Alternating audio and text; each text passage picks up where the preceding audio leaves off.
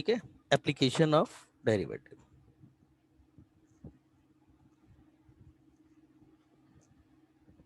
चलिए, तो इसमें हमारे पास क्या होता है ना कि हम जो डिफरेंशिएशन पढ़ के आए उसका एप्लीकेशन कहाँ कहाँ पर होता है, वो चीजें हमको यहाँ पर देखने को मिलती है। तो इसमें हमारे पास तीन पार्ट हैं।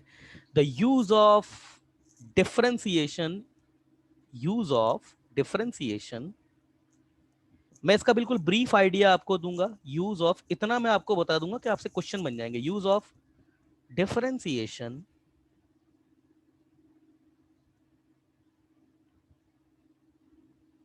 are considered as the application of derivative। ठीक है, ये एप्लीकेशन ऑफ डेरिवेटिव। अब इसका यूज हमारे कोर्स में जो जो है, पहले हम उस पर फोकस करते हैं। पहला, मोनोटोनिसिटी। मोनोटोनिसिटी पहला। अब मोनोटोनिसिटी क्या होता है? A function, sorry, if the graph of function is always increasing or decreasing,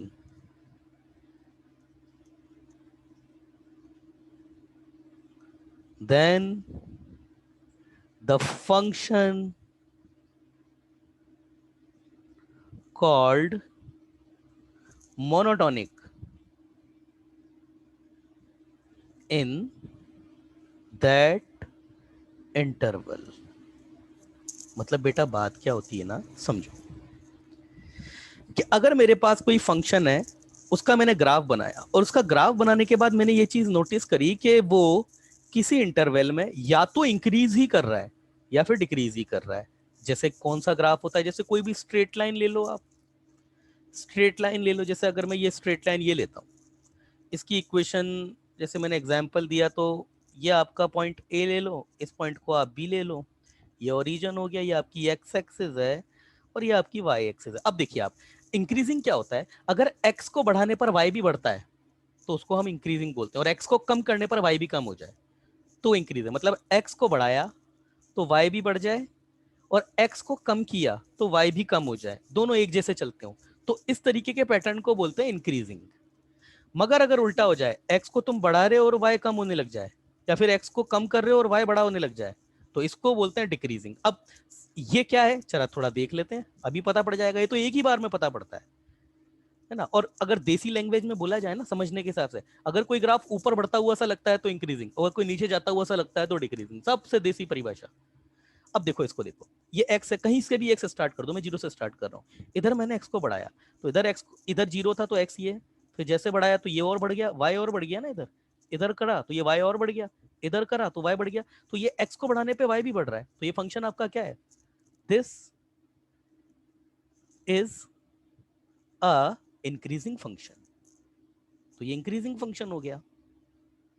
function in its entire entire domain, in its entire domain, domain, ये अपनी पूरी डोमेन में ये इंक्रीजिंग है ये फंक्शन। ठीक है, डिक्रीजिंग क्या होता होगा? इसी का उल्टा केस ले लो, है ना। पहले मैंने स्ट्रेट लाइन लेके बताया था, अब मैं कोई कर्व लेके बता देता हूँ। थोड़ा अलग अलग तरीके से बताएंगे तो, जैसे सपोज बेटा ये कोई कर्व है, ये, अब इसको आगे तक नहीं बना सकते तो ऐसे तीर मार के बता दिया जाता है। तीर का मतलब क्या, क्या आगे भी ऐसे ही जा रहा है। ये आपका ओरिजिन है, आपका ओरिजिन है, ये आपकी वाई एक्सिस है, और ये आपकी एक्स एक्सिस है ना। ये पॉइंट मान के चलो, अगेन आपका ए कॉमा जीरो ले लो, इस पॉइंट को आप जीरो कॉमा बी ले लो। तो आप देख लीजिए, ये आप एक्स को यहाँ पर देखिए, ये जीरो है, एक्स आपका बी है। आपने इधर बढ़ाया तो ये एक्स देखो ये कम हो गया वाई, ये एक्स को और बढ़ाया तो ये और कम हो गया, ये और बढ़ाया तो कम। तो ये आपका क्या है? मोनोटोनिकली डिक्रीजिंग, बच्चे का मैसेज आया है, decreasing, yes, in its entire domain, ये अपनी पूरी डोमेन में मोनोटोनिकली डिक्रीजिंग है। देखो बेटा, अगर कोई फंक्शन या तो केवल इंक्रीजिंग हो या फिर डिक्रीजिंग है तो वो मोनोटोनिक कहलाता है। अगर इंक्रीजिंग है तो मोनोटोनिकली इंक्रीजिंग बोल देते हैं हम उसको, और डिक्रीजिंग है तो मोनोटोनिकली डिक्रीजिंग बोल देते हैं उसको। यहां तक तो ठीक है।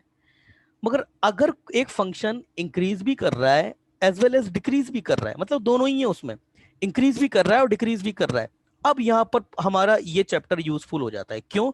आईआईटी जेईई में सीधा सीधा क्वेश्चन आता है कि बताइए, वो रीजन बताइए, ये फंक्शन कहां पर इंक्रीजिंग है कहां पर डिक्रीजिंग है। जैसे हम यही पढ़ेंगे अब इस पूरे चैप्टर में। जैसे मैं एक जनरल ग्राफ आपको बनाऊं, जैसे ये आपके पास में, ये मैंने अब कोई कोई भी रैंडम कर्व ले लीजिए आप। ये आपके वाई एक्सेस है, ये आपकी एक्स एक्सेस है, कोई भी रैंडम कर्व। तो कोई रैंडम कर्व जैसे ये ले लिया, ये कुछ ले लिया, है ना, थोड़ा सा गंदा बना, ये कोई कर्व ले लिया। अब आप देखिए ये इधर है, अगर मैं इसको थोड़ा सा एनालाइज करूं, ये जो पॉइंट है इस पॉइंट का कुछ नाम दे देता हूं। जैसे ये वाला जो पॉइंट है ना, ये वाला, इसको मैं x इक्वल टू ए बोल देता हूं, इसको मैं x इक्वल टू बी बोल देता हूं। तो आप मुझे बता सकते हैं क्या ये फंक्शन कहां से लेके कहां तक इंक्रीजिंग है?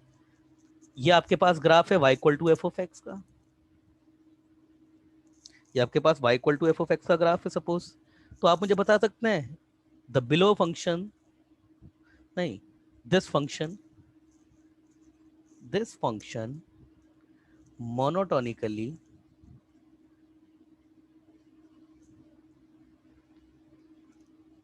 decreasing in x belongs to, और monotonically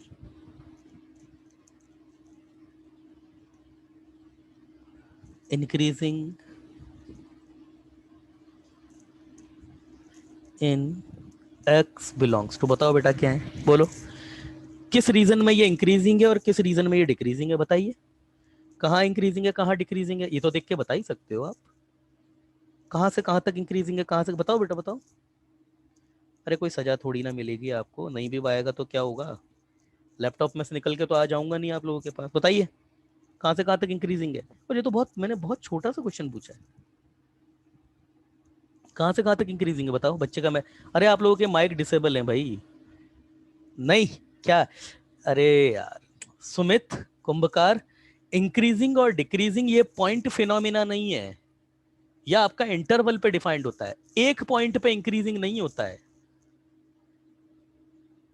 किसी इंक्रीजिंग होता है, पूरी की पूरी डोमेन होती है, एक पॉइंट पे इंक्रीजिंग नहीं होता है ना। एक पॉइंट, किसी एक पॉइंट पर मैक्सिमा या मिनिमा होता है, ये आपका पॉइंट फिनोमिना होता है।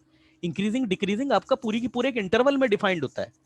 तो आप मुझे बताइए कौन सा इंटरवल में। देखिए इधर मैं इंक्रीजिंग की बात कर रहा हूं, तो आप देखिए इधर यहां से लेकर यहां तक देखिए कर्व ऊपर की तरफ जा रहा है, तो यहां से लेकर के यहां तक, कहां से लेकर के पीछे की तरफ, पीछे कहां, माइनस इन्फिनिटी।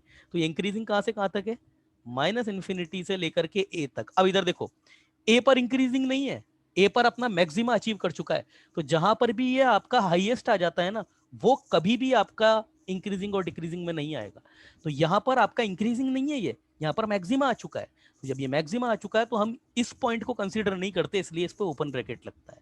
दूसरा, फिर ये देखो यहाँ ए से लेकर के बी तक ये डिक्रीज कर गया, फिर बी से फिर इंक्रीज करेगा, तो बी फिर बाद में यूनियन बी से, और बी पर भी आपका मिनिमा है, बी पे इंक्रीजिंग नहीं है, बी पर मैक्सी अपना पीक ले चुका है, ये मिनिमम मिनिमम पीक ले चुका है।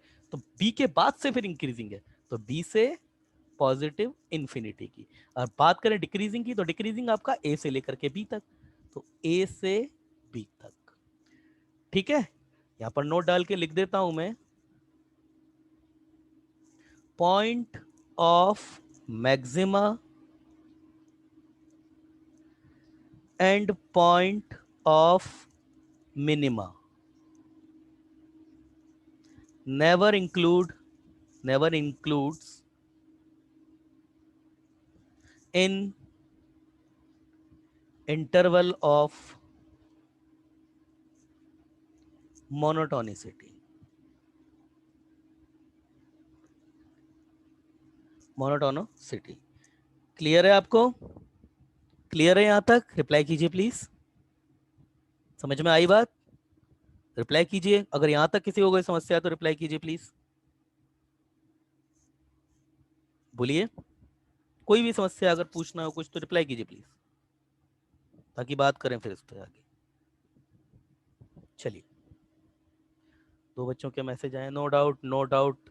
अभिनव को कोई डाउट नहीं अभी तक तो। देखो वैसे कोई ऐसी बहुत बड़ी बात मैंने कही नहीं है अभी तक। मैंने सिंपल सी बात कही है कि अगर एक फंक्शन आपके पास किसी भी इंटरवल में मोनोटोनिकली इंक्रीजिंग होता है तो डिक्रीजिंग होता है तो कुछ देखने में ऐसा होगा, इंक्रीजिंग होगा तो ऊपर की तरफ जाता हुआ। हमारे कोर्स में हमको उन फंक्शन के बारे में पूछा जाएगा जो मोनोटोनिकली इंक्रीजिंग और डिक्रीजिंग दोनों एक साथ होंगे। वही हमारे जो है कोर्स में रहेंगे हमारे साथ में। चलिए आगे देख लीजिए, है ना। अब बात करते हैं, जैसे अभी थोड़ी देर पहले एक बच्चे ने मुझे कहा था कि एक पॉइंट पर मैंने उससे पूछा था तो उसने कहा था, देखिए इंक्रीजिंग और डिक्रीजिंग कभी भी ऐसे एक पॉइंट, हालांकि ऐसा नहीं है, क्वेश्चन पूछे जाते हैं कि गिवन पॉइंट पर आप बताइए फंक्शन आपका, जैसे मैं आपको बात बताऊं, जैसे अगर मैं आपको बोलता हूं, पर ऐसे क्वेश्चन बहुत कम ही बनते हैं।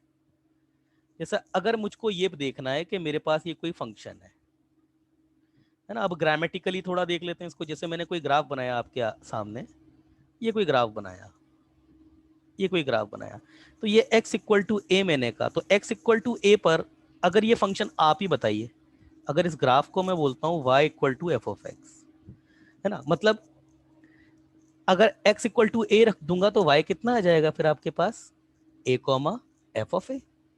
तो अगर मैं आपको ये है, जैसे ये इंक्रीजिंग है आपका x इक्वल टू ए पर, x इक्वल टू ए पर इंक्रीजिंग है, तो इसकी देखो कंडीशन क्या होती है। कोई भी फंक्शन किसी भी गिवन पॉइंट पर अगर इंक्रीजिंग है तो ये आपका कैसे देखने को, कैसे इसको पता लगाएंगे कि उससे बिल्कुल पहले मतलब, जैसे मैं आपको बात बताऊं, ए से मेरे को बिल्कुल पीछे देखना है। बिल्कुल पीछे कितना पीछे, ए के जस्ट पहले जो पॉइंट आ रहा होगा। हालांकि मैथमेटिकली दो कॉन्जिक्यूटिव रियल पॉइंट्स को आइडेंटिफाई नहीं किया जा सकता। जैसे अगर बेटा मैं बोलता हूं कि एक एक के बाद दूसरा पॉइंट क्या आएगा, तो एक के बाद दो नहीं आता, इनके बीच में तो लाखों करोड़ों पॉइंट है। तो अगर मैंने किसी बच्चे से पूछा कि बेटा वो कौन सा पॉइंट है ए के जस्ट अगला वाला, तो बच्चा थोड़ा दिमाग लगाएगा और मुझे बोलेगा सर 1.000000000। वो बेचारा लिखता रहेगा, 2-3 दिन तक मेहनत करेगा जीरो लिखने की, फाइनली लिख देगा वन। सर एक के अगला पॉइंट ये है। मैं कुछ नहीं करूंगा, जहां पर उसने वन लिखा है ना वहां पर एक जीरो और लिखूंगा, फिर मैं बोल दूंगा वन। मैंने कहा उससे भी पहले ये आ गया। फिर वो और दिमाग लगाएगा, कहेगा सर इससे भी पहले ये आ जाएगा। ऐसा तो फिर ये तो एंडलेस डिबेट हो गई आपकी। आप वन को हटा के जीरो लगाते जाइए, वन के और क्लोज आते जाएंगे। तो ये कितना आपके पास है ये आप नहीं बता सकते। इसीलिए मैथमेटिक्स में दो कॉन्जिक्यूटिव रियल पॉइंट्स या रियल नंबर बताए ही नहीं जा सकते। हाँ, दो कॉन्जिक्यूटिव नेचुरल नंबर बता सकते हो आप, एक के बाद दो आता है, मगर एक के बाद क्या आता है ये आप बता ही नहीं सकते। तो कई बार जैसे कोई पूछता है ना एक के बाद क्या आता है, तो उसका सही आंसर है नॉट डिफाइंड, पता ही नहीं है एक के बाद क्या आता है। चलिए ये आपका एफ ऑफ ए हो गया, है ना। हालांकि ये मैथमेटिकल चीजें होती हैं, है ना। तो एक के जस्ट पहले जो पॉइंट होगा तो उसको हम कैसे लिखेंगे, तो हम उसको ऐसे बोला जाता है a माइनस एच। ये a माइनस एच से रिप्रेजेंट करते हैं। और यहाँ पर जो h होता है ना, h आपका तकरीबन जीरो होता है, मतलब जीरो की तरफ जाता है। जीरो, जीरो से जस्ट बाद में जो नंबर है ना वो है ये, बहुत छोटा सा नंबर है। तो आप सोच सकते हैं कि a में कितनी छोटी सी क्वांटिटी सब्ट्रैक्ट हो रही है। अगर a यहाँ पर है तो a माइनस एच जस्ट यहाँ पर होगा। तो दूसरा जो अगला पॉइंट इसके आगे, उसको हम बोलेंगे x equal to a plus h, ऐसे बोला जाता है। तो अगर x इक्वल टू ए पे मेरा फंक्शन अगर डिक्रीजिंग है, if y equal to F of x increasing at x equal to a, then तो इसकी नेसेसरी कंडीशन क्या होगी, एफ ऑफ ए आपका F of A minus H से बड़ा होगा। बिल्कुल होगा, देखो यहाँ पर ये ए है तो ये अपने बिल्कुल वाले अगर इंक्रीजिंग है तो अपने पिछले पॉइंट से बड़ा ही तो होगा। और फिर इससे भी बड़ा कौन होगा, F of A plus H, इससे भी बड़ा होगा। यहां पर लिख दीजिए लिमिट एच जो है आपका वो तकरीबन जीरो है। इधर भी लिमिट लिखनी पड़ेगी, जगह ही नहीं बची लिखने की, तो अलग पेन से लिख देंगे हम, थोड़ा सा हम अलग पेन से लिख देंगे। Limit H tending to zero. Clear है बात? अब ये हम बोल सकते हैं भाई फंक्शन हमारा x इक्वल टू ए पर इंक्रीजिंग है। क्लियर है अभिनव? यही अगर मेरे को दूसरे तरीके से बोलना होता, if y equal to F of X decreasing at x equal to A, तो ये फ्लिप हो जाएगी। भाई डिक्रीजिंग होगा तो क्या होगा? डिक्रीजिंग होगा तो देखने में कुछ कुछ ऐसा होगा ना, इसी में ही बना देता हूं मैं तो दूसरा ग्राफ भी आपके लिए। ये कुछ कुछ मान के चलो, जैसे सपोज जैसे ये ग्राफ होगा आपका, ये कोई ग्राफ हो गया, तो इस केस में क्या है आपका, ए प्लस एच पर छोटा हो रहा है, ए माइनस एच पर और बड़ा है, तो ये इक्वलिटी फ्लिप हो जाएगी। मतलब एफ ऑफ ए आपका बड़ा होगा F of A plus H से, लिमिट लगेगी रे, F of A plus H से बड़ा होगा, और ये छोटा होगा F of A minus H से। ये limit H tending to zero, ये limit H tending to zero. तो इसमें तो कोई समस्या नहीं होनी चाहिए, रिप्लाई कीजिए, कोई समस्या तो नहीं है इसमें? रिप्लाई कीजिए प्लीज। बेटा आप ही लोगों के लिए क्लास लग रही है ये, कोई मेरे लिए क्लास नहीं है, आपको समझ में आना चाहिए तभी हम आगे बढ़ेंगे। चलिए, ऋषिकेश का मैसेज आया है नो करके। अब मुझे ये नहीं समझ आ रहा नो किस चीज के लिए बोला है इसने, समझ में नहीं आया ये बोला है इसने, या फिर नो डाउट में है वो बोला है उसने। अच्छा नो डाउट है, ठीक है। बेटा तुम्हारे माइक ऑन है, थोड़ा सा लिख करके भेजते हो, उससे थोड़ी सी मेहनत ये कर लिया करो कि बोल दिया करो माइक पे। चलो, आपके सबके माइक ऑन है, आप वहां के थ्रू जाकर के भी आप कर सकते हो। चलिए, तो अब यहाँ पे भाई सर आप हमको मोनोटोनिसिटी क्यों पढ़ा रहे हो? अब देखो, अगर कोई काम कर रहे हो अभी आसपास, कई बार बच्चे होते हैं ना, खाना खाने बैठ जाते हैं क्लास लेकर के साथ में, तो ऐसा मत करा करो। क्लास में जब बैठे हो तो हम प्रॉपरली सीखो, क्योंकि ये क्लास बहुत इंपॉर्टेंट क्लास है बेटा, है ना, क्योंकि ये सीधा सीधा इफेक्ट करेगी आपके सिलेक्शन को। तो अगर कुछ काम कर रहे हो तो उस काम को थोड़ी देर साइड में रखो, क्योंकि अब हम इसकी जो है बेसिक ग्रामर देखने वाले हैं कि क्या लिंक है इसका। भाई मैं आपको मोनोटोनिसिटी पढ़ा रहा हूं, और मैंने आपको बोला कि ये एप्लीकेशन ऑफ डेरिवेटिव में आता है। हालांकि ये मेरे को एप्लीकेशन ऑफ डेरिवेटिव में जब मैं इसको अभी स्टार्ट कर रहा था ना, तो पहला मोनोटोनिसिटी है, ये हमारा एप्लीकेशन ऑफ डेरिवेटिव का पहला चैप्टर है मोनोटोनिसिटी। इसके आगे 3 चैप्टर और हैं, तो जब वो 3 आएंगे तब उन 3 के बारे में देखेंगे। क्योंकि बेटा अगर मैं तीनों का अभी आपको इंट्रोडक्शन देने लग गया ना, तो आज की क्लास बेकार हो जाएगी, और जब इनको पढ़ाऊंगा दोबारा तब फिर से इंट्रोडक्शन देना पड़ता है। तो हम क्या करेंगे ना, मोनोटोनिसिटी जो चैप्टर है हमारा, उसको हम जो है वो स्टार्ट करेंगे। तो ये मान करके चलो आप कि आपका ये चैप्टर यहां से स्टार्ट हो गया है, मोनोटोनिसिटी। मोनोटोनिसिटी, मोनोटोनिसिटी, ये। अब बात आती है सर, अगर ये एप्लीकेशन ऑफ डेरिवेटिव का पार्ट है तो इसका डिफरेंशिएशन से क्या लेना देना है? इसका डिफरेंशिएशन से क्या लेना देना है? तो पहले तो मैं आपको ये कहूंगा कि डिफरेंशिएशन का मतलब क्या होता है। क्या मतलब होता है? जब मैंने पढ़ाया था तब मैंने आप लोगों को डिफरेंशिएशन के बारे में बताया था कि अगर कोई फंक्शन किसी एक पॉइंट पर डिफरेंशिएबल है तो उसका मतलब क्या होता है। किसी बच्चे को याद है? मैंने उस समय मैंने बहुत टाइम लेकर के इसको एक्सप्लेन किया था कि एक कोई फंक्शन है, वो आपका गिवन पॉइंट पे डिफरेंशिएबल है। तो इस बात का, इस स्टेटमेंट का मतलब क्या होता है? क्या डिफरेंशिएबल होने का मतलब होता है? अब क्या किसी बच्चे को वो चीज याद है? अगर याद है तो माइक ऑन कीजिए प्लीज, सामने आइए, सामने आइए। चलिए, इसका मतलब एक भी बच्चे को याद नहीं है? क्यों अभिनव, तुमको याद नहीं है क्या डिफरेंशिएबल होना एक किसी पॉइंट पर होता है? नहीं याद है?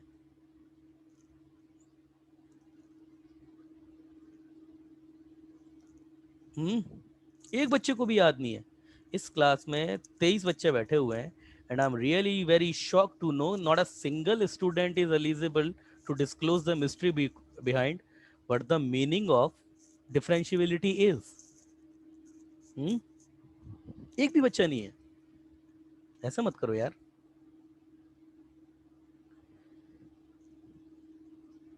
ऐसे मत करो भाई। कोई तो बच्चा बताओ क्या मतलब होता है? नहीं बताओ? मत बताओ भाई। देखिए मैं बताता हूँ, अगर कोई फंक्शन किसी पॉइंट पे डिफरेंशिएबल है तो उसका मतलब होता है कि उस पॉइंट पर केवल और केवल एक ही टेंजेंट लाई करेगी, ये मतलब था उसका। याद आ रहा है कुछ?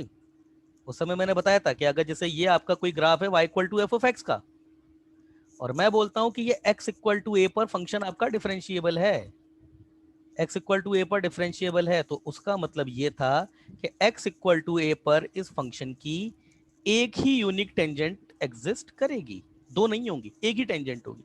अगर एक से ज्यादा टेंजेंट एग्जिस्ट कर गई तो फिर आपका वो फंक्शन जो है वो डिफरेंशिएबल नहीं है उस पॉइंट पे। डिफरेंशिएबल होने का मतलब ही यही होता है कि गिवन पॉइंट पे एक ही टेंजेंट है। ये x इक्वल टू ए पर थोड़ा सा आगे ले लिया, इधर लो x इक्वल टू ए, इधर x इक्वल टू ए, ठीक है।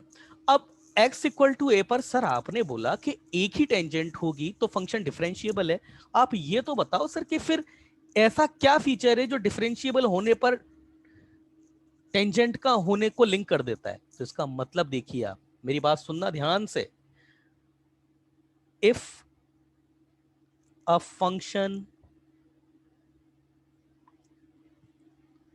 Is y equal to F of X, मानना सुनना बेटा, अगर एक फंक्शन आपका y equal to F of x है, then F dash X at H comma K, मतलब आप उसके डेरिवेटिव को, उसके डेरिवेटिव आपने उसका डिफरेंशिएशन निकाला, डिफरेंशिएशन आप निकालोगे तो उसमें x की टर्म भी हो सकती है, y की टर्म भी हो सकती है, या फिर दोनों भी हो सकती है, ठीक है ना। H comma k equal to slope of tangent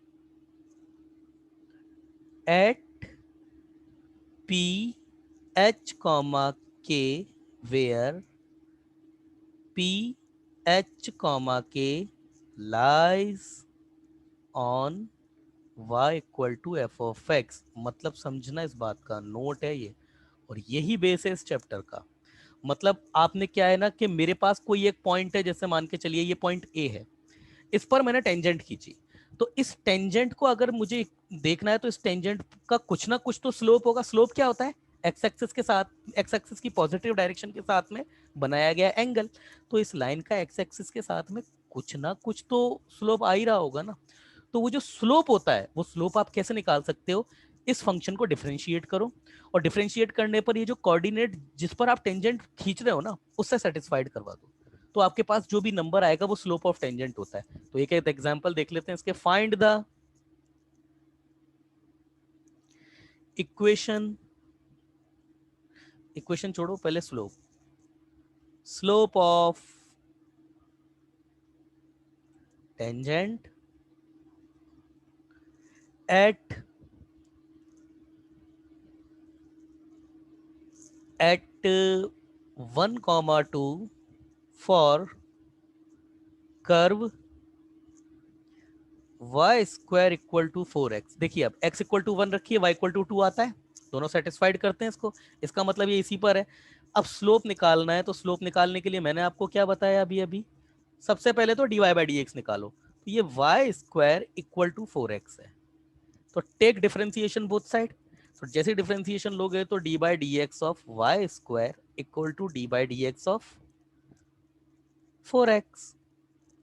इसका कितना हो जाएगा? ये तो आपके पास में 2y d Y by D x, और इसका कितना हो जाएगा 4 बार, और x का 1 हो गया। तो आपके पास D Y by D X कितना आ गया? तुम्हारे पास D Y by D X आ गया 4/2y, या फिर 2/y, यही आया ना। अब मेरे को किस पर स्लोप निकालना है? इस पॉइंट पर। तो मैं क्या करूंगा, d Y by D x को अगर मैं 1,2 से सेटिस्फाइड करूंगा तो ये मेरे पास क्या है, स्लोप ऑफ टेंजेंट एट 1,2। तो अगर उसको मैं m से रिप्रेजेंट करूं स्लोप को, तो स्लोप मेरे पास कितना आएगा 4/2y। इसमें मैं 1,2 से सेटिस्फाइड करवा देता हूँ। तो 1,2 x की जगह जहां पर x होगा वहां 1 रख दूंगा, y की जगह जहां पर y होगा वहां पर 2 रख दूंगा। तो x तो है नहीं इसमें कहीं भी, केवल y है, तो y की जगह y वही रखेंगे। तो 4,2 इंटू 2, ये कितना आ गया 1, तो मतलब स्लोप कितना आ गया टेंजेंट का 1, यही आंसर है आपका। समझ में आया? समझ में आया? बोलो बेटा, समझ में आया? समझ में आया? अरे रिप्लाई करो रे, समझ में आया?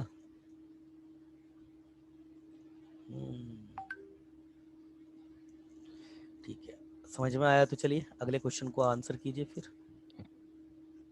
नेक्स्ट एग्जाम्पल है आपका, find the slope of tangent. बच्चे का मैसेज आया है, that means dy by D x is m. नहीं, dy by D x is equal to m नहीं Abhinav, dy by D x को पॉइंट से सेटिस्फाइड करवा देते हैं ना, वो आपका एम होता है। हाँ, dy बाई डी एक्स आपका स्लोप का फंक्शन जरूर है, मतलब फंक्शन ऑफ स्लोप अगर पूछेगा ना कोई तो वो dy बाई डी एक्स हो जाएगा, और अगर स्पेशल पॉइंट पे स्लोप पूछेगा कोई तो फिर आप उस पॉइंट से सेटिस्फाइड करवा दो। फाइंड द, समझ में आया अभिनव? समझ में आया अभिनव?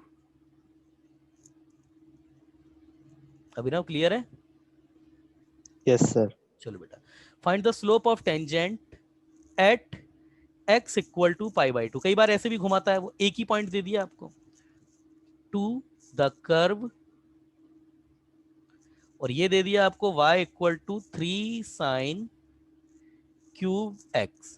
अब उसने x equal to pi by two दे दिया, तो x equal to pi by two यहाँ पे रख दो, y इक्वल टू 3 आ रहा है, तो x अगर एक भी पॉइंट दे देता है ना तो वो कोई दिक्कत नहीं है, एक पॉइंट दे दिया तो दूसरा पॉइंट तो तुम कर्व से निकाल सकते हो। खैर, अब उसने हमको क्या पूछा है, सॉल्यूशन स्लोप पूछा है, तो स्लोप पूछा है तो हम d Y by D x निकाल देंगे। अब d Y by D x बेटा कितना होगा, यहाँ से 3 का तो होगा नहीं, साइन का, पहले किसका होगा, पावर का, तो पावर का तो 3 नीचे आ जाएगा, साइन की पावर 2 रह जाएगी। अब किसका होगा, पावर का हो गया, अब होगा साइन का, तो वो cos x हो जाएगा। अब किसका होगा, x का, तो वो 1 होता है। तो आपके पास डेरिवेटिव कितना आ गया, 9 साइन स्क्वायर x। और अब तुमको स्लोप निकालना है किस पर, at pi by two comma 1 पे। हालांकि ये 1 लिखने की जरूरत है नहीं क्योंकि y इसमें भी कहीं नहीं आ रहा है, तो हम किसको, हमारे पास जो d Y by D x है उसको सेटिस्फाइड करा देंगे, किससे, पाई बाई टू कॉमा 1 से। अब पाई बाई टू कॉमा 1, तो जहां जहां पर x है वहां पे पाई बाई टू रख दो, जहां जहां पर y है वहां पर 1 रख दो, तो कितना आ जाएगा, 9 comma sine pi by to, और ये इसका स्क्वायर, बस 1 तो है ही नहीं, y तो है ही नहीं कहीं भी, बस यही है आपका आंसर। तो ये 9 हो गया आपका स्लोप, आपका 9 आ गया, 9 है आपका टेंजेंट का स्लोप। समझ में आ गया? अरे समझ में आया नहीं आया ये बताओ, क्लियर है? क्लियर है? बच्चों को क्लियर है। चलिए, अब तो sir cos x also there, अरे बेटा कोस एक्स हो रहे, यस बेटा, बच्चा सही बोल रहा है, कोस एक्स हो रहे, कोस एक्स हो रहे, सच बोल रहा है बच्चा। तो कोस एक्स का बेटा कोस एक्स भी रखेंगे यहाँ पे, तो कोस पाई बाई टू, तो कोस पाई बाई टू तो बेटा होता ही जीरो है, तो रहा सा सब जीरो हो जाएगा ये तो। गुड, गुड, और थैंक यू, आपने याद दिलाया बेटा, उसके लिए बहुत बहुत धन्यवाद आपको। चलो अब ये चीज देखिए, हालांकि ये स्लोप निकालना भी हमारा मकसद नहीं था। अरे तुमको बेटा समझ में आ गया ना कुल मिलाकर के कि d Y by D x अगर पॉइंट से सेटिस्फाइड करा दे तो जो भी न्यूमेरिक वैल्यू आती है वो आपकी टेंजेंट का स्लोप होता है, ये बात समझ में आ गई ना? प्लीज सर रिपीट, श्रेयस बोल रहा है सर रिपीट करो, रिपीट कर देते हैं बेटा, रिपीट। कि रिपीट मैंने तो इतनी बात बोली है कि अगर मेरे पास कोई function F of x given है, और अगर मेरे से उस पॉइंट पर, उस कर्व पर कोई पॉइंट देता है मुझको और मेरे को बोलता है वहां पर मैं टेंजेंट खींचूंगा तो उसका स्लोप क्या होगा, तो स्लोप निकालने का तरीका क्या होता है, उसका डेरिवेटिव कर दो, और डेरिवेटिव में जो भी एक्स और वाई आ रहा है, एक्स और वाई की जगह जो पॉइंट जिस पर टेंजेंट पूछी गई है वहां पर उस पॉइंट को सेटिस्फाइड करवा दो। तो उस पॉइंट को सेटिस्फाइड करवा करके जो भी आपके पास में न्यूमेरिक नंबर आएगा वही आपके पास टेंजेंट का स्लोप होता है। ठीक है, अब मेरी बात सुनना ध्यान से। अब ये आपके पास था, आपके पास y x equal to pi by two पर उसने टेंजेंट का स्लोप पूछा था, तो y कोऑर्डिनेट नहीं दिया उसने, y कोऑर्डिनेट तुम निकाल दो, x equal to pi by two रख दोगे तो y आपका y कोऑर्डिनेट 3 होगा, ये 3 होगा। हालांकि 3 भी हो तो भी कोई दिक्कत नहीं है, 3 y तो आ नहीं रहा कहीं भी, तो उसका मतलब है नहीं कहीं। तो अगर मेरे पास x equal to pi by two पर उसने टेंजेंट का स्लोप पूछा है तो मैं सबसे पहले इसका डेरिवेटिव करूंगा, तो 3 as it is, sine cube x का होगा तो 3 नीचे आ जाएगा, साइन स्क्वायर x, अब साइन का होगा तो कोस x आ गया, और x का होता है तो 1। तो मेरे पास m equal to pi by two comma 3 पर टेंजेंट का स्लोप होगा, तो मैं इसको क्या करूंगा, d Y by D x को सेटिस्फाइड करा दूंगा पाई बाई टू कॉमा 3 से, तो 9 साइन की जगह एक्स, साइन में एक्स की जगह पाई बाई टू रखा, कॉस में भी एक्स की जगह पाई बाई टू रखा, तो साइन पाई बाई टू 1 होता है, कॉस पाई बाई टू 0 होता है, तो 9 इंटू 1 इंटू 0, आंसर आपका 0 हो गया। तो आपका पाई बाई टू पर खींची गई टेंजेंट का स्लोप जो होगा वो 0 होगा। क्लियर है? क्लियर है? क्लियर है? चलिए चलिए, अब हम अगली चीज देखिए। आप बेटा मेरी बात समझना, अब तुम ध्यान से समझ जाओगे। अच्छा, टेंजेंट किसी भी लाइन का स्लोप क्या होता है? जैसे अगर मैं आपको बोलता हूं, मेरी बात समझना, कि मेरे पास जैसे ये कोई लाइन है, ये कोई लाइन है, अब मैं बोलता हूं इसका स्लोप क्या है, तो स्लोप का एक्चुअल मतलब होता है कि एक्स एक्सिस की पॉजिटिव डायरेक्शन के साथ अगर एंगल थीटा है तो एम आपका कितना होता है, टेन थीटा। समझ में आया? ये आपके पास में किसी भी लाइन का स्लोप होता है। तो टेंजेंट भी आपकी एक लाइन ही होती है, तो वो जो dy बाई डी एक्स में वैल्यू सेटिस्फाइड करवाने पर वो जो वैल्यू निकल के आ रही है ना, वो एक्चुअली एक्स एक्सिस के साथ में खींचा गया एंगल का टेन है, खींचे गए एंगल का टेन, वो हमारे पास स्लोप होता है। अब अगर ये हमारे पास टेन होता है इंक्लिनेशन, हाँ इंक्लिनेशन एक्स एक्सिस की पॉजिटिव डायरेक्शन के साथ में, अगर यही हमारे पास वास्तव में एंगल है और यही इसी को ही स्लोप बोलते हैं, तो आप देखिए टेन थीटा, टेन थीटा का ग्राफ अगर किसी बच्चे को याद हो, नहीं याद है तो इधर देख लो, मैं बता रहा हूँ, पाई बाई टू और ये पाई, स्लोप हमेशा पाई बाई टू से लेके पाई के बीच में ही होता है, सॉरी जीरो से लेके पाई के बीच में। तो ये तो जाता है इधर ऐसे और ये जाता है इधर ऐसे। अब यहाँ ध्यान देने वाली बात क्या है, जीरो से लेके पाई बाई टू के बीच में जीरो से लेकर के इनफाइनाइट हो जाता है, और पाई बाई टू से लेके पाई के बीच में जीरो से लेकर के माइनस इन्फिनिटी हो जाता है। तो अगर मैं बोलता हूँ कि टेन थीटा मेरा पॉजिटिव है, थीटा किसी भी लाइन का एक्स एक्सिस के साथ में जो एंगल होगा ना वो जीरो से लेकर के 180 के बीच में ही पॉसिबल है, 180 से ज्यादा एंगल होता ही नहीं है। क्यों नहीं होता है? जैसे जैसे मान के चलिए ये है, मैंने बोला कि ये एंगल है आपका, ये एंगल आप बोलोगे सर 60 या कुछ भी 30 हो गया मान के चलो। अब कोई बच्चा बोलेगा सर ये एंगल आपका 180 हो गया इसके साथ में और ये नीचे आ गया, तो देखो सर ये आपका ज्यादा हो गया एंगल, तो ज्यादा ऐसे नहीं, ये इसको इधर बढ़ा करके इधर से काउंट कर लेते हैं, तो ये जितना एंगल इधर हो जाता है ना इतना इधर ही आ जाता है, तो इसलिए हमेशा एंगल जीरो से 180 के बीच में ही रह जाता है आपका। अगर मैं बोलता हूं कि मेरा स्लोप है वो, अगर या एम या फिर मेरा स्लोप है अगर वो पॉजिटिव है, इसका मतलब थीटा मेरा कहां होगा, जीरो से लेके पाई बाई टू के बीच में। और अगर मैं बोलूंगा कि एम मेरा नेगेटिव है तो इसका मतलब मेरा थीटा कहां पर होगा, पाई बाई टू से लेके पाई के बीच में। किसी भी लाइन का स्लोप कभी पाई बाई टू नहीं होता है। अगर आपके पास स्लोप पाई बाई टू हो जाता है तो इसका मतलब है कि टेंजेंट आपकी वर्टिकल टेंजेंट हो जाती है, पाई बाई टू स्लोप आपका एग्जिस्ट करता नहीं है एक्चुअली, है ना, बाकी और सब लाई करता है। तो इस केस में अगर बात करेंगे तो आपका जो थीटा है वो कहाँ, वो जीरो से लेके पाई बाई टू के बीच में, जीरो हो सकता है आपका, जीरो इंक्लूड किया जा सकता है, इधर पाई को भी इंक्लूड किया जा सकता है, मगर पाई बाई टू आपका इंक्लूड नहीं कर सकते आप, इसलिए ओपन रहता है ब्रैकेट। ये बात क्लियर है ना आपको, कि अगर आपके पास एक्स एक्सिस की पॉजिटिव डायरेक्शन के साथ में बनाया गया एंगल किसी भी लाइन का जीरो से पाई बाई टू के बीच में, तो उसके लिए फिर टेन थीटा पॉजिटिव होगा, देखो पॉजिटिव है ऊपर। और अगर यही एंगल आपका जीरो से लेकर के 90 से लेकर के 180 के बीच में, तो उसके लिए फिर टेन थीटा आपका नेगेटिव हो जाएगा। ये बात क्लियर है? ये बात क्लियर है? ये बात क्लियर है? अरे क्लियर है या नहीं है बेटा, रिप्लाई करो, रिप्लाई करो। चलिए अब एक बच्चे से बात करूंगा मैं, कोई भी एक बच्चा लाइन पर आ जाए, उस बच्चे से मैं बात करूंगा, अगर उस बच्चे को समझ में आ गया तो इसका मतलब सारे, क्योंकि टेक्निकल टर्म है, अगर समझ के चलोगे तो अच्छा है, रटोगे तो फिर जेई का क्वेश्चन नहीं निकलेगा। कोई भी एक बच्चा, कोई भी एक बच्चा आ जाए, छोटी सी एक्सरसाइज पूछूंगा उससे, आ जाओ, कोई भी बच्चा आ जाओ,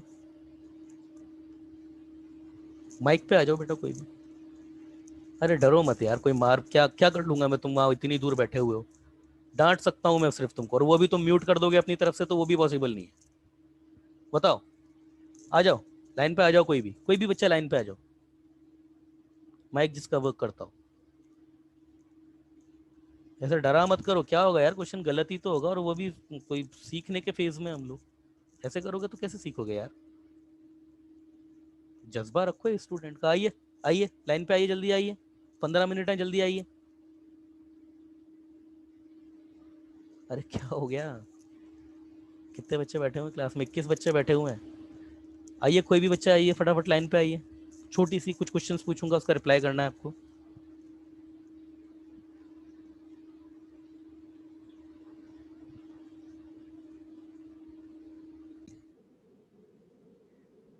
बेटा देखो, एक्स एक्सिस की पॉजिटिव डायरेक्शन के साथ में एंगल, मैं लाइन बनाऊंगा, तुम सिर्फ मुझे इतना बताओगे कि इसका जो एंगल है वो 0 से लेके 90 के बीच में है, या मतलब है या नहीं है, मतलब इसका स्लोप पॉजिटिव है या नहीं है। अगर 0 से लेके 90 के बीच में हुआ एंगल तो स्लोप पॉजिटिव हो जाएगा। जैसे बेटा ये लाइन है, इसका स्लोप आप बताइए एक्स एक्सिस के साथ में क्या है, पॉजिटिव है या नेगेटिव है? इसका, इस लाइन का एक्स एक्सिस की पॉजिटिव डायरेक्शन के साथ एंगल पॉजिटिव है। पॉजिटिव, तो मतलब इसका 0 से 180 के बीच में है, मतलब ये वाला है ना। अभी इस लाइन का, इसका भी स्लोप पॉजिटिव है या नहीं है? यस सर, पॉजिटिव है। अच्छा, इसका, पॉजिटिव। इसका इसका नॉट डिफाइंड हो गया क्योंकि 90 हो गया स्लोप। Yes sir. अब नेगेटिव। अब नेगेटिव। अब नेगेटिव। अच्छा ठीक है, बस इतनी सी एक्सरसाइज मुझे कंफर्म करवानी थी। चलो बेटा, तो कुल मिलाकर के बात हो गई यार, कुल मिलाकर के बात ये निकल के आ गई अभिनव कि अगर आपके पास टेंजेंट ऐसी है तब तो आपके पास हम बोलेंगे कि आपके पास उस पॉइंट पर जो एफ डैश एक्स है वो पॉजिटिव हो जाएगा। जैसे अगर मैं बोलता हूँ कि ये मेरे पास कोई कर्व है, यहाँ पर मैं टेंजेंट बनाता हूँ, तो ये टेंजेंट अगर मैं, मेरे को दिख रहा है कि टेंजेंट ऐसी कुछ आएगी, तो इसका मतलब इसका एफ डैश एक्स पॉजिटिव आएगा। ये बात कंफर्म हो गई ना, ये बात कंफर्म हो गई ना भाई। Yes sir. और अगर मैं यहाँ की बात करूंगा तो इस वाले साइड के लिए मेरे पास एफ डैश एक्स जो है वो क्या आ जाएगा, नेगेटिव आ जाएगा। इधर के लिए एफ डैश एक्स क्या आ जाएगा, पॉजिटिव आ जाएगा। क्लियर है ना ये बात, ये बात क्लियर है ना? Yes sir. चलिए अब बेटा, अगर ये अभी तुमने खुद बोला है अभिनव कि ये बात क्लियर है, तो अब देखो यहाँ पे ध्यान से देखना, क्योंकि अभी इस चैप्टर का जो पूरा जो चैप्टर में अगले 2 दिन तक हम जो करने वाले हैं ना, वो अब निकल के आएगा सामने तुम्हारे रिजल्ट, और तुम्हारे ही मुंह से निकलवाऊंगा मैं कि क्या ये बात सच है या नहीं है। ये तुम्हारी एक्स एक्सिस हो गई, ये वाई एक्सिस हो गई। अब देखो अभिनव, मेरी बात समझो ध्यान से बेटा, ये तुम्हारे पास एक कर्व है, कैसा भी कोई रैंडम कर्व लिया मैंने, ये कोई कर्व है तुम्हारे पास, है ना। ये कोई एक रैंडम कर्व में लेता हूं तुम्हारे सामने, ये कोई रैंडम कर्व लिया मैंने, कोई भी रैंडम कर्व जो इंक्रीज भी कर रहा है, क्या है यार ये हाथ नहीं बैठ रहा, ये इंक्रीज करके डिक्रीज भी कर रहा है, और फिर ये डिक्रीज करके कभी ना कभी इंक्रीज भी कर रहा है, कुछ इस तरीके से। तो अब तुम, अगर बेटा मैं ये पॉइंट बोल देता हूँ, जैसे ये पॉइंट जैसे यहाँ तक इंक्रीज है ये, अगर मैं इसको ए बोलता हूँ, तो तुम ये देख रहे हो ना कि माइनस इनफाइनाइट से ए तक के बीच में आपका फंक्शन इंक्रीजिंग है, और फिर ये ए से लेकर के बी तक के बीच में ये फंक्शन आपका डिक्रीजिंग हो गया, और बी के बाद फिर से इंक्रीजिंग है। बोलो हाँ, बोलो हाँ, बोलो, यही तो है ना। Yes sir. अच्छा अब तुम एक बात बताओ, अगर मैं इसके इंक्रीजिंग वाले इंटरवल में, अगर मैं इसके इंक्रीजिंग वाले इंटरवल में जहां भी ये इंक्रीजिंग है, अगर मैं इस पर टेंजेंट खींचूंगा तो टेंजेंट का स्लोप ऐसा आएगा या ऐसा आएगा, मतलब ये राइट वाला आएगा या लेफ्ट वाला आएगा, इंक्रीजिंग डिपार्टमेंट में, इंक्रीजिंग वाले इंटरवल में, डिपार्टमेंट क्या सॉरी इंटरवल में, मतलब ये जो इंक्रीजिंग इंटरवल है ना पूरा, अगर इसमें मैं, अगर मैं टेंजेंट खींचने लग जाऊं तो टेंजेंट का स्लोप इस तरीके से होगा या इस तरीके से होगा, तुम बताओ अभिनव। बच्चे का मैसेज आया सर राइट वाला होगा, तो बिल्कुल राइट वाला ही होगा। होगा तो ऐसे ही, तुम खुद सोचो, तुम खुद सोचो बेटा, क्या यहाँ पर, हाँ ऋषिकेश और श्रेयस का, इस पार्ट में यहाँ ये ऐसी टेंजेंट तुम ला सकते हो क्या? जैसे मैं तुम्हें एक वर्बल एग्जांपल, जैसे बेटा देख, मैंने आंखें बंद करके मैंने ये कोई सी भी लाइन ले ली, मुझे नहीं पता, अब मैं अगर देखूंगा तो कहीं ना कहीं टेंजेंट हो जाएगी, ये कहीं ना कहीं टेंजेंट हो जाएगी। दूसरा, अब मैं दूसरा एग्जाम्पल लूं इस लाइन का, ये इसके हिसाब से ये ले लेता हूँ, ये आप मुझे बता दो कहां पर टेंजेंट हो सकती है, ये कहीं पर टेंजेंट पॉसिबल है क्या? ये तुम ही बताओ अभिनव, तुम्हारे सामने ही मूव कर रहा हूँ, या फिर तुम्हारे हाथ में कंट्रोल दे देता हूँ, तुम मुझे वो पॉइंट पे फिक्स करके बता दो कहां पर ये टेंजेंट हो जाएगी। नहीं हो सकती है टेंजेंट कहीं भी। तो इसका मतलब बच्चे का मैसेज आया है, इसका मतलब अभिनव ये बात तो कंफर्म हो गई ना कि अगर आपके पास किसी भी रीजन में आपका कर्व इंक्रीजिंग है तो वहां पर टेंजेंट का कुछ ना कुछ स्लोप इस तरीके से होगा। बोलो हाँ, बोलो, बोलो। Yes sir. अच्छा, और अगर आपके पास आपका फंक्शन कहीं ना कहीं पे डिक्रीजिंग है तो आपके टेंजेंट का बिहेवियर जो है वो बेटा वो इस तरीके से होगा। जैसे अगर देखूं, अगर ये बोलूं, ये कहीं ना कहीं टेंजेंट आ जाएगी यहाँ पे, कहीं ना कहीं आ जाएगी। आप इस तरीके से कैसे भी बना दो, कितनी भी झुकी हुई बना दो, आप कितना भी झुका हुआ बना दो, ये देखो जैसे मैं ये इतना झुका हुआ बना रहा हूं, मैं ये इतना, ये भी कहीं ना कहीं टेंजेंट हो जाएगी। देखो ये टेंजेंट हो गई, मगर ये इंक्रीजिंग वाले में कहीं भी टेंजेंट नहीं होगी, ये इंक्रीज इधर भी नहीं होगी, इधर भी, है ना। तो बेटा एक मुझे बात बताओ, अब तुमने ही खुद बोला है अपने ही मुंह से कि अगर फंक्शन डिक्रीजिंग है तो ये वाला सीन हो जाएगा, डिक्रीजिंग है तो ये वाला सीन हो जाएगा। बोल रहे हो ना, बोल रहे हो ना। हाँ सर। तो फिर मैं यहां पर ये डिक्लेयर नहीं कर सकता क्या, कंसेप्ट अ फंक्शन, बच्चे का मैसेज आया बेटा, थोड़ी देर में पढ़ता हूं अभी, y equal to F of x will be increasing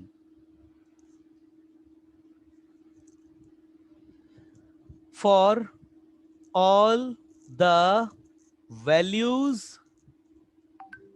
of x where f dash x is positive। बताओ इस बात में अगर कोई गलती है तो बोलो, बोलो। इस बात में तो तुम ही नहीं तो बोला है भाई, मैंने तो नहीं कहा, तुमने ही तो कहा है कि सर इंक्रीजिंग होगा तो ये होगा, डिक्रीजिंग होगा तो ये होगा, तुम ही बोल रहे हो तो, मैंने थोड़ी ना बोला ये। अरे बोलो भाई अभिनव, इतने यस बच्चे, सर। ठीक है ना। तो अगर इंक्रीजिंग है तो ऐसा होगा, और इसका मतलब तो फिर बेटा मैं ये भी बोल सकता हूं कि a function y equal to F of x will be decreasing for all the values of x where f dash x is negative. बताओ क्या इस स्टेटमेंट में कोई गलती है, बताओ। बच्चे का मैसेज आया है, बस यही है आपका इंक्रीजिंग और डिक्रीजिंग, यही है आपकी मोनोटोनिसिटी। अब इसके ऊपर क्वेश्चन कैसे आते हैं, तुमको एग्जाम्पल दिया जाएगा, एफ ऑफ एक्स तुमको दे दिया X square plus log of base E और X, find the interval where F of x is increasing, increasing, ये पूछा जाता है तुमसे। तो तुम क्या करोगे, तुमको इंक्रीजिंग पूछा है ना, तुम उठा करके एफ डैश एक्स को पॉजिटिव कर दो। ध्यान देना वाली बात, ये जीरो मत कर देना गलती से भी, इक्वलिटी कभी नहीं आएगी। ये आपका पॉजिटिव है तो पॉजिटिव ही होगा, जीरो मत कर देना गलती से भी। क्योंकि मैं आपको बताता हूं, मैंने इतने सारे क्वेश्चन देखे हैं ना इसमें, जैसे मान के चलो बेटा तुमने इक्वलिटी सॉल्व करी है वाली, तुम्हारा आंसर जैसे तुम यहाँ पर इक्वल नहीं ले रहे हो, तुम्हारा आंसर जैसे आना चाहिए सपोज ये 2,3, तो ये ऑप्शन में होगा, उसके साथ ये 2,3 भी ऑप्शन में होगा, ये भी होगा। अब यहाँ पर क्या होगा, किसी बच्चे ने अगर गलती से यहाँ जीरो लगा दिया तो वो आंसर ये लिख देगा, और ये भी है ये भी है, दोनों होंगे। वो ऐसे ही पूछता है, ये 2,3 इधर से दे देगा, और फिर इधर ये 2 और ये इधर 3 ऐसे दे देगा। अब देखने में सारे एक जैसे लग रहे हैं ये, मगर क्या सही आंसर ये इसका, समझ में आ रही है ना बात। इक्वलिटी नहीं होल्ड करती है कभी भी, है ना। हाँ डिफरेंट इंटरवल, है ना। अब ये इक्वलिटी क्यों होल्ड नहीं करती है, ये मैक्सिमम मिनिमम में देखेंगे, इसी का अगला चैप्टर मैक्सिमम मिनिमम भी आएगा।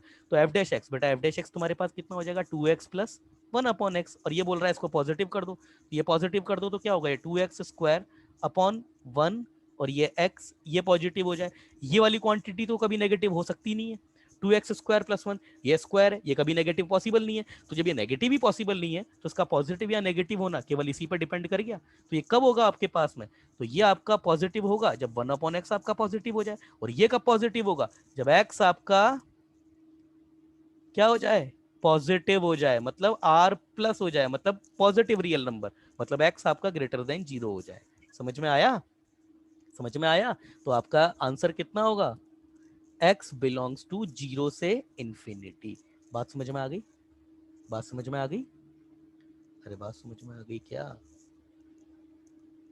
यही है बस। अब हम इसी को ही 2-3 दिन तक हम इसी के ही, जो हमारा थ्योरी वाला पार्ट था ना वो कहीं ना कहीं खत्म हो गया। इससे ज्यादा थ्योरी जो है ना वो आप लोगों को मतलब की नहीं है, बताई तो बहुत कुछ जा सकती है, पर मैं तुमको सिर्फ वही, क्योंकि हमारे पास बहुत कम क्लासेस हमारी होंगी, और हमारी हाँ हाँ अभिनव, अभी कंसेप्ट रिपीट करना है या फिर क्वेश्चन रिपीट करना है अभिनव? न्यूमेरिकल रिपीट कीजिए सर। हाँ बिल्कुल बेटा, बिल्कुल बिल्कुल। इधर देखो, आपको जैसे क्वेश्चन ये दिया उसने, बच्चे का मैसेज आया है, क्वेश्चन देखो बेटा, जैसे मान के चलो बेटा ये तुमको क्वेश्चन दिया है और इससे तुमको पूछ लिया कि find the interval where the f of x is increasing. तो अगर इंक्रीजिंग है तो तुमको पता है कौन सा केस बनेगा, ये राइट वाला केस बनेगा इंक्रीजिंग का। तो और इंक्रीजिंग का राइट वाला केस बोले तो एफ डैश एक्स आपका पॉजिटिव। तो करोगे क्या तुम, इसका इसका डेरिवेटिव करो, डिफरेंशिएशन करोगे तो इसका भी और इसका भी दोनों का डिफरेंशिएशन हो जाएगा। तो एक्स स्क्वायर का कितना होता है 2x, ln x का कितना होता है 1/x। तो वही तो किया मैंने। अब इंक्रीजिंग है तो उसका मतलब एफ डैश एक्स आपका पॉजिटिव हो जाए, मतलब ये चीज पॉजिटिव हो जाए और ये पॉजिटिव हो जाए तो एलसीएम ले लो इसका, तो 2x² + 1/x ये पॉजिटिव हो जाए। अब बेटा ये 2x² + 1 जो है और ये अपॉन एक्स, ये न्यूमरेटर को देखो, न्यूमरेटर कभी नेगेटिव हो ही नहीं सकता आपका। बताओ एक्स की कौन सी वैल्यू है ऐसी जिसको रख के तुम न्यूमरेटर, जब ये नेगेटिव हो ही नहीं सकता तो ये पूरे एक्सप्रेशन का पॉजिटिव या नेगेटिव होना इसके ऊपर डिपेंड ही नहीं कर रहा है। तो जब डिपेंड नहीं कर रहा है तो हटाओ इसको यहाँ से। भाई हमको तो ये देखना है ना पॉजिटिव कब है, तो इसकी डिपेंडेंसी है ही नहीं न्यूमरेटर पे कुछ, तो 1/x को पॉजिटिव डिक्लेयर करना है। और ये कब होगा, जब एक्स आपका पॉजिटिव हो जाए, सिंपल। तो एक्स आपका ग्रेटर देन 0 हो जाए, 0 से लेकर के इन्फिनिटी तक हो जाएगा कुछ भी। समझ में आई बात? अरे समझ में आ गई क्या? Yes sir. ठीक है ना। अभी जैसे मान के चलो बेटा एक बच्चे का मैसेज आया किसी का, है ना, क्वेश्चन, यस। चलो जैसे एक बच्चे, एक और एग्जांपल ले लें, जैसे मान के चलो ये तुमको दे दिया, कोई अच्छा क्वेश्चन लेते हैं, जैसे f of x equal to x cube plus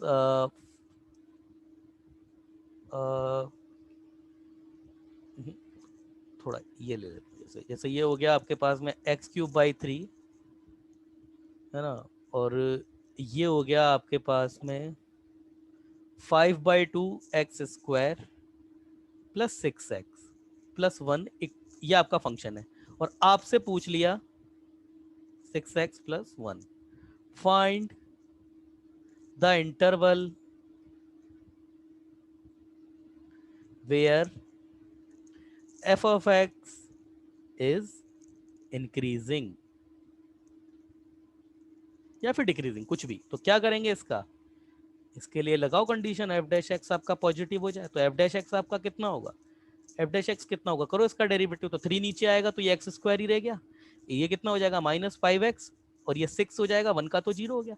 ये पॉजिटिव होना चाहिए और ये पॉजिटिव होना चाहिए, तो इसका क्या होगा, इसके तो फैक्टर हो जाएंगे आपके। मैंने जानबूझ के क्वेश्चन ऐसा ही लिया है, x² - 3x - 2x + 6 should be positive. ये x - 3 - 2 और ये भी x - 3, ये पॉजिटिव हो जाए तो x - 2 और ये x - 3 ये शुड भी पॉजिटिव हो जाए। तो ये आपका वेवी कर्व आता है नहीं आता है? अरे वेवी कर्व थ्योरम आती है नहीं आती है? इस तरीके के मल्टीपल ब्रैकेट्स होते हैं ना, तो उनका आंसर निकाल दिया जाता है उससे। वेवी कर्व आता है नहीं आता है? वेवी कर्व, या फिर इसका सॉल्यूशन निकालना आता है नहीं आता है? ये पॉजिटिव हो जाए, क्या आंसर होगा इसका, -∞ से लेकर के 2 यूनियन 3 से इन्फिनिटी, आंसर हो गया आपका। इस रीजन में पॉजिटिव है आपका। क्लियर है? वो क्लियर है या नहीं क्लियर है, रिप्लाई करो।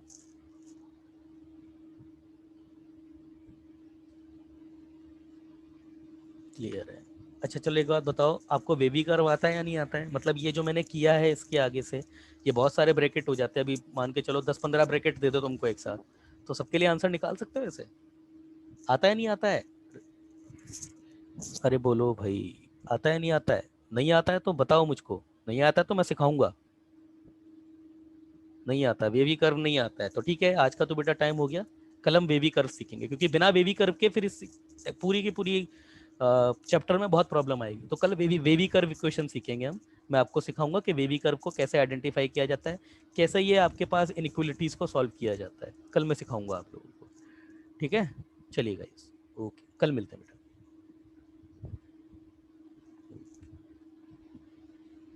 अच्छा वो मीटिंग तो असाइन करनी है ना किसी को, कौन सर हैं, किन को असाइन करें? Have a nice day, thank you बेटा, थैंक यू ऋषिकेश। 30 बच्चे आ गए, मैं 1 मिनट